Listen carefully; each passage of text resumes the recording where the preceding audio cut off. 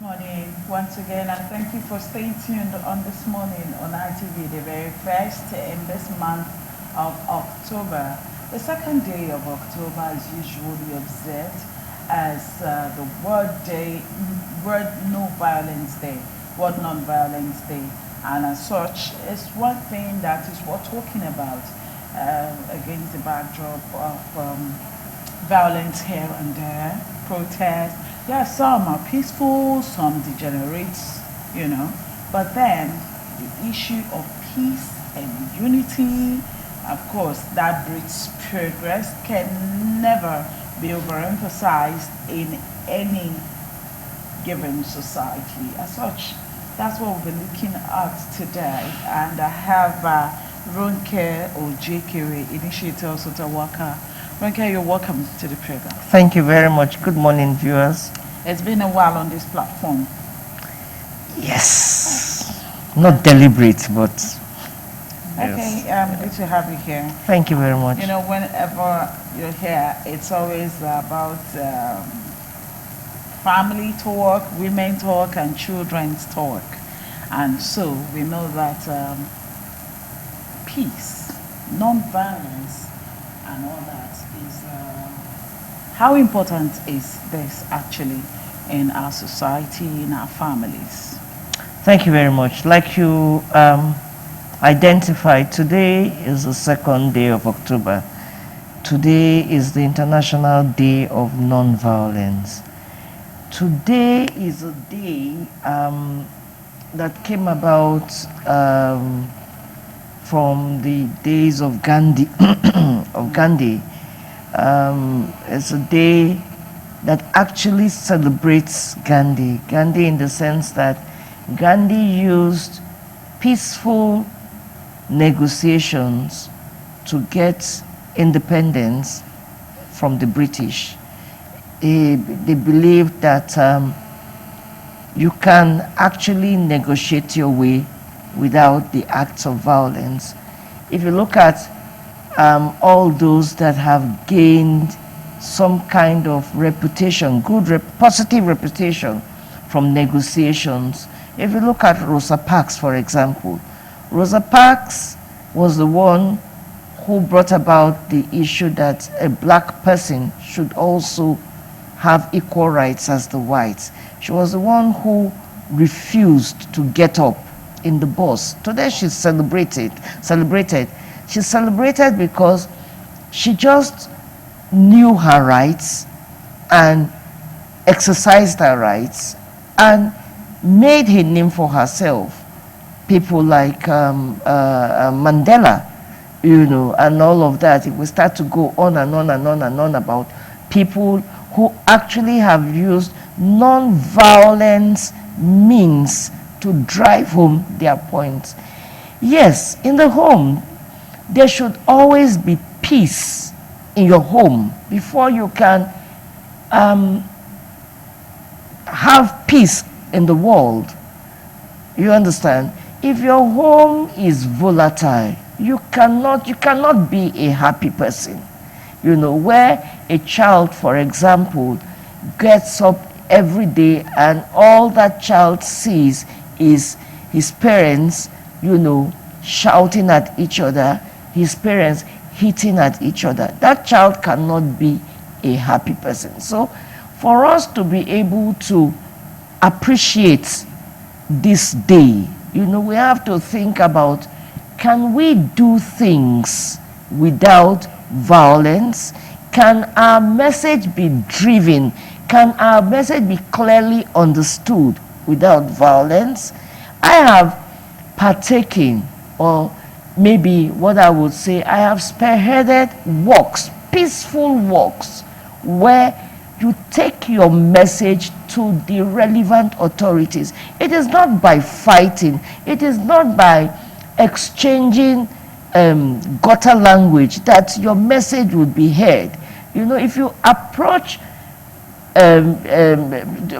government, or if you have a grievance and you decide that the best way to get your grievance to the relevant authorities is to be violent, I'm sorry, what you would just do is cause more hate, more harm than good for your message to be received. I'm not in that school of thought where for you to a message to be gotten, you have to fight. No. You can, there's a language people always use, you can exchange, you can negotiate, you can, yes, you can do all of that, you can engage people in meaningful discussions, to ensure that whatever it is that is your grievance, would be looked at, and you will get amicable solution to it. That's why I said, you said something about the home, the family, and all of that. I have always said it time and time and again, that for us to have any kind of peace in the home, it should start from the head of the home. It should start from those two people, that make up the home, that fight and shouting and belittling of one another would not resolve issues. So I strongly believe that for there to be non-violent acts in any society, there must be peace in the home for us to be able to take it to the outside community or to the society. Okay, now, you talked about people actually that gained something through peaceful means. But another thing is the person you're relating with. Now, the government of the day, even in the homes, you want to be peaceful about something. The person on the other end, how about when they don't want that peace? Sometimes people try to talk to someone, even at home. A woman might want to talk to her husband, and the next thing he slaps her, and there will always be a counter reaction and all that. Yes, if two wrongs don't make right, you must remember that. That two wrongs don't make right. If you find, like I always say, that in a home where there's violence, either which way, a violent man or a violent woman did not start because they were now married. Any man who is violent, the woman would have noticed such tendencies that, listen, I cannot get my boyfriend, let's start off with the boyfriend thing before they became husband and wife. I can't get him to listening to me. We have to go through regular arguments and hitting and all of them.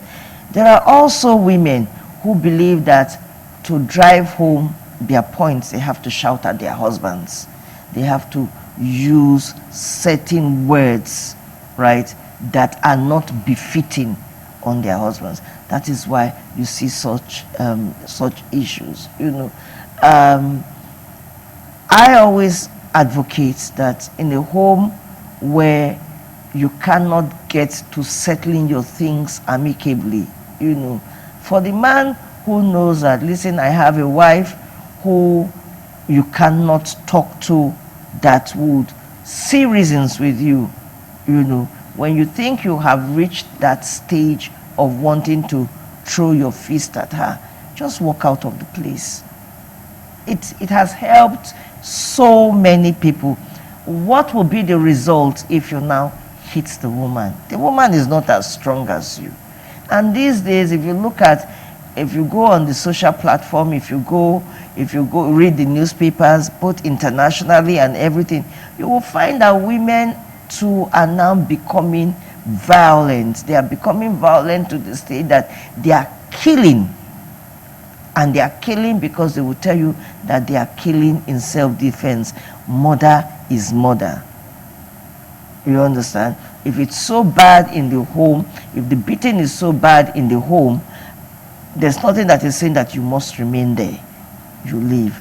The one that is even more nauseating to me right now is the fact that women are going out and getting other people's children and bringing the children into their homes. For whatever reason, you bring a young girl, a young child into your home, and you turn that child into your maid, and you start to beat that child. I mean, there's one that is trending now. There's one that I am directly involved with. There's one there, where I have been linked into, of a lady in Lagos who they call Madam Gold, who has beaten a child, burnt the child, scarred the child. Allegedly, or has it been proven? It has been proven. She's in custody as we speak. Okay. What would that child have done to merit such treatment? Okay. You understand? So, I mean, if you have a child and you talk to the child, especially when the child is not your child, resulting in violent acts, beating to the extent that you nearly kill a child, you return the child to the parents. You didn't pick the child from the gutter. You return the child to the parents. And even if it's your own child and you talk to that child and the child is not listening to you, is it by taking iron? Is it by pouring hot water? Is it by scarring that child, beating that child to the extent that you really, really mark that child? Is it by that you drive home your message to the child? So I believe that peace must start first within us. If you are not a peaceful person in yourself, you cannot give peace. You cannot give what you do not have. You understand? So we need to be able to propagate that culture within ourselves, that we want to be peaceful individuals in ourselves, to be able to, stretch that peace to the outside world. Okay, now the awareness of actually not giving out your children for maid or whatever reason, that awareness has been there for a very long time, and yet parents still go ahead to do that. Could that be poverty or ignorance? Well, it's not ignorance. It is high-level poverty. It is, and that is why I always say to parents, why decide to have 10 children when you know within yourself that you cannot really take care of more than 3 children? We've seen some parents, even with 2 children, they still can't take care of them. They can't take care of their children. They can't. But it is better for you to have your 10 children with you and know that your 10 children are safe. Keep your children with you. If it is gari, you soak in the morning. You soak gari. Now we don't even have a reason for sending out our children, because practically everything, education is now free. You find parents who send their children out. They send their children out because they cannot afford education for the children. And those children don't still get trained? They don't still get trained, yes, because anybody who comes to you to say, I want to train your child, give me your child. It takes the grace of God for many. If 100% of people go out there saying that they want people or young children, to be playmates with their children, and then they will, in exchange of that, they will train the children. It's maybe 35% who do that, 35-40% who do that. Many will tell you that before I send you to school, the money I paid for them to bring you, you would work it. So people who genuinely want to take care of children will take care of children within their own resources. But there are those that just take children, you will never train that child. Yeah. You take the children under deceit, and then either you kill the child, or you maim the child, or you make that child, a a child that will not be useful to themselves. Okay, Ronke, this is actually where you are. This is your domain. Now, we have these people who actually, this is their business. They go about bringing children from, if not all part of the country, and they distribute these children to people who need help. And then we also have the people who go back home to their families, you know, to look for children because they're about to bring a child into the world. They need someone who can really take care, you know, help them with house chores and all that. And yet they still treat these children bad. Even the ones they buy from whoever brings for them, they still treat bad.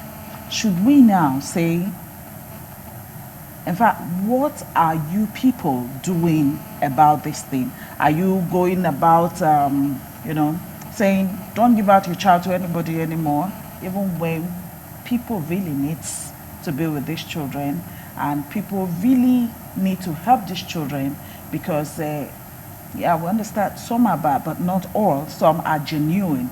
They really help these children. They train them, in either vocation or school, anything. Then should we now say don't give out at all, or don't take, or don't care? Which one?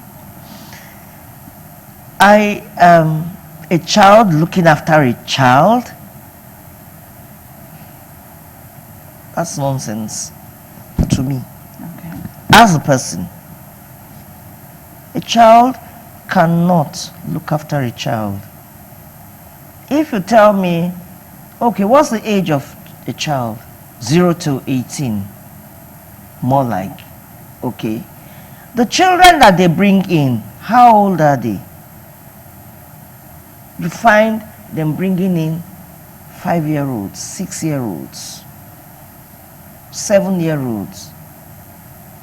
They do that because they do not want to pay salary. If you want to go for a maid, go for an adult. Not that the adults are any better anyway. Many of them bring in children because they fear that the adult maids maltreat their children. Then the young children that you bring under the pretense that I want a playmate for my child, and in exchange I will give that I will treat this child like my child. Those that go for those kind of children end up maltreating the children, end up seeing that the children are witches, because that's the only thing they can label them with. You know, and we have talked to parents, at least I have talked to parents, educating them and sensitizing them of the need to be able to keep their children with them. Because many of the people, they go through agents. Okay. They don't, many of these people who go to collect children are not collecting from their families. Trust me. Some still do, and they still maltreat them. They still do, and they still maltreat Yes. them. Why not you take the children back to their parents? Why not you do that? Many children have cried out to their parents, I don't want to go back. I want to come home. But because of the poverty level of many families, they beg those children, please endure whatever it is. It is only helping you build yourself, until the children now come back and show scars on their bodies. But then and again, we also have not just people maltreating other people's children. We have people who maltreat their own children. Okay. You mean mothers who maltreat? Mothers and fathers who maltreat their own children, who beat their children and scar them and even maim them. So we have parents. coming from? But that is why I say to you that you have to have peace in yourself before you can be. A mother will just sit down because I I am angry over something, and maybe I'm angry over your father doing something to me, and I cannot hit at your father, one child will just mistakenly walk by and knock down something. That child gets the beating that the anger is now transferred aggression.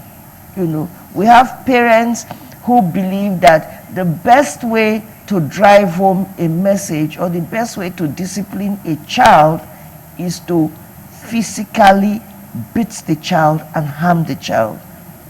I use two languages here. I use both discipline and I use physical maltreatment. You know, we have taken our discipline far away from that act of discipline. So when is it discipline and when is it physical maltreatment? When you beat a child so much so as to inflict bodily injuries on that child, that one is not discipline. You beat a child and the child raises up the clothes and you see lots of marks, scars. You take iron and you burn the child. That's physical abuse. But there are so many ways of disciplining a child without hitting on the child. So we have to look at certain things, you know, and today being a non-violent day, I don't know how many of us, it's something they tell us, you know, especially we in this field, they say we just go to the Oyibo man, thank God for the internet, we go to the Oyibo man and we start to celebrate anything the Oyibo man is celebrating. At least I know many people have told me that which one concern you with this one again, because the Oyibo man has said that this is a day that is marked. Why must we mark it in Nigeria? Yeah. So why must we mark this? Why must we mark today being a day of non-violence? Yeah. It's part of sensitization and education. If we know that we can engage whoever it is, whether it is a spouse, whether it is government authority, whatever, without violent acts, you know, and get useful, productive results, then we should do that. We should learn to use our voices. Our voices is our power. It's not when you are go around doing wanton destruction that makes your message heard. If you destroy, when we get into riots and we destroy things, who suffers?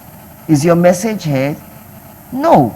But when you take your anger or your grievances to the relevant authorities and discuss intelligently, your message would be heard. We're talking just now, we said in Pakistan, or where did we say? Yeah, yes, so, the women, the Saudi women, yes. You know, they protested. I asked you, were they violent about it? No. They have done that before. You know, in Saudi, women cannot drive. There was a time that we were not allowed to drive. But today they are driving. They protested against it.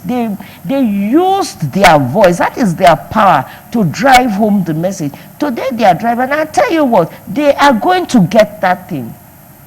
They are saying, we don't want male guardianship anymore. We want to be able to do things ourselves, you know. And they are going about it the right way.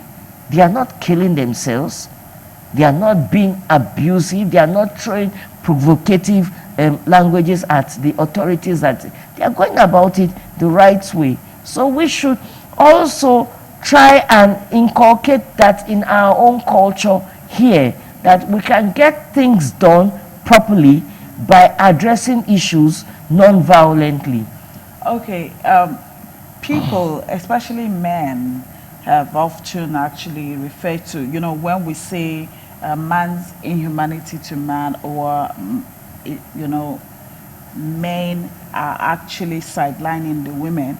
Some men will say women are also their own problem, in the sense that in the home front, for instance, is it not the madam of the house that sends the maid to do certain chores or even give them take stuff to take out and sell, or beat them and all that. It's not the boss of the house. It's always the madam that is maltreating one child or another.